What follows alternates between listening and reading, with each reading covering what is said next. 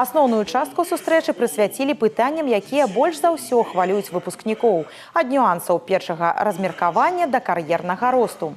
Госці падкрэслілі, менавіта ад сённяшніх студэнтаў залежыць развіццё ключавых галін прамысловасці і эканомікі краіны. Самы цікавы блок – сусветная палітыка і ўменне разбірацца ў складаных геапалітычных працэсах.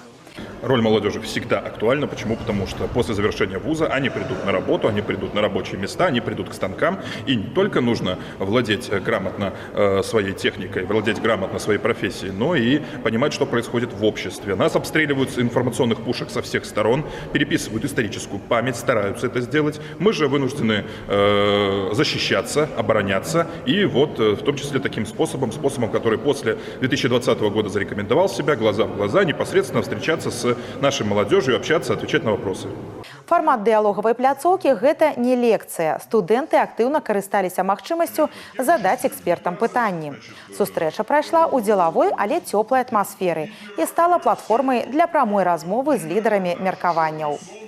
Такие встречи очень важны для нас, для молодежи, так как мы можем пообщаться лицом к лицу с профессионалами своего дела, перенять их опыт, возможно, даже немножко поспорить над какими-то темами. Состоялся очень интересный диалог, который оставил много мыслей в голове каждого из нас и оставил наилучшее впечатление.